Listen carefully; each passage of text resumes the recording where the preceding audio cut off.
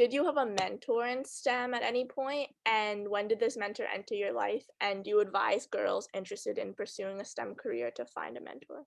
Yeah, I do. And I got lucky living in SF and having so many friends in engineering. I feel like I had like infinite mentors almost, like it just friends of friends. And but I mean Hackbright also, the coding bootcamp gave us three mentors each at the time. So people were volunteering to be mentors. So I got to meet like people outside my friend group who were engineers.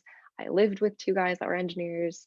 That friend that introduced me to coding. I mean, so many people, and they were all really, really great about like helping if I had any questions, like working with me on like my final project. Yeah, I think it's like really, really helpful to have someone just to like pair with, bounce ideas off of, like tell you, just like share their knowledge.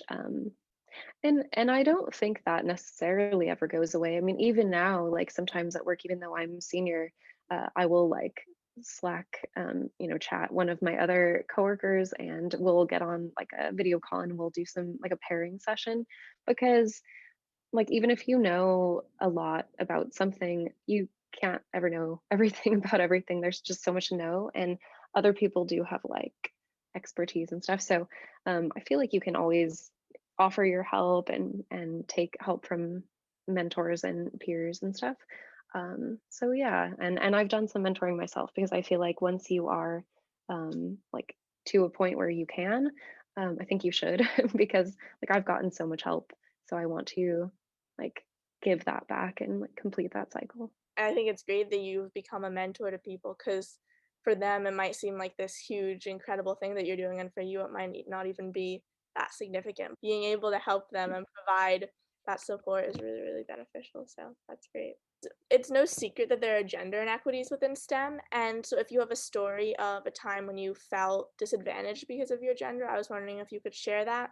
And also if you could provide any advice to girls who might be unwilling to go into a career in STEM because of this inequity. Yeah, I definitely like have had experiences myself, and I've heard friends going through experiences that are not great. um, there was like a company that I worked for that I won't name, a bunch of female engineers. We were all friends.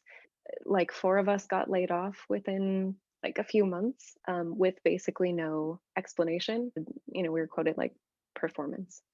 I don't think it was that because, like, I mean, I was kind of new in the industry, but at least some of these other girls, like they were not, they were very good and very like senior. And so it's just like, there's no way that that could have been true for all of us. So, and I think it was kind of hard because like at the time, especially like for me, I was kind of new. I didn't like have a lot of like money. So I kind of needed a job and I didn't feel like I could fight the unfair treatment. I sort of had to like take what I got and like take the severance and not like complain and not try to get any legal advice or anything. So whereas like maybe now that might be a different story.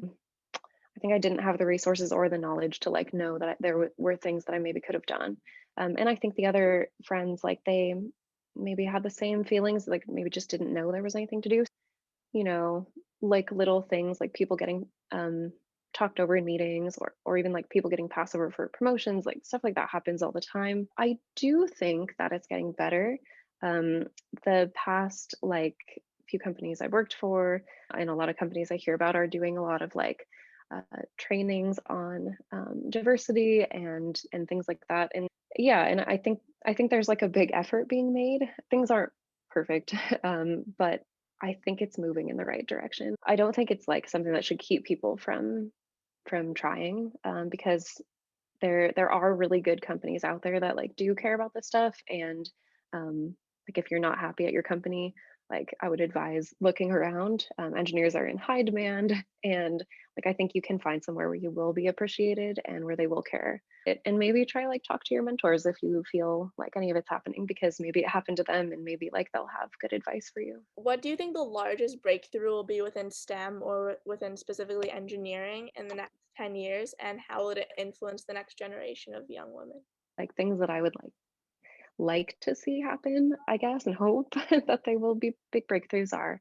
I think it will be cool if, like, at a younger age, like schools start teaching more STEM and just like, I don't know, maybe more like games geared toward kids and like things like that come up because I think just like telling people that it's an option earlier, especially like young girls and stuff who maybe just like aren't as exposed to it, will be really important. And just like getting more people and like a wider variety of like kinds of people in the door will probably lead to like really great discoveries. So I think that is like a good place to start. And then also like working in crypto, I have high hopes that people will sort of figure out like what to do with crypto because um, I think there it's still kind of an open question. Like I think people are doing a lot of really cool things and but it all feels like in its young stages.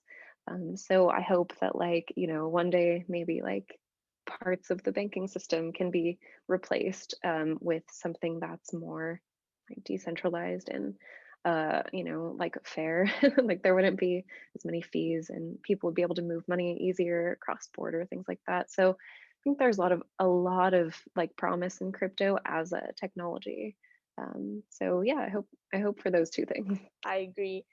I don't think that as of now there's, I guess, as much use of it, or people don't really know like, oh, what am I supposed to do with this? So in the future, having, more places where it can be put to use and where it can serve people is going to be really, really great.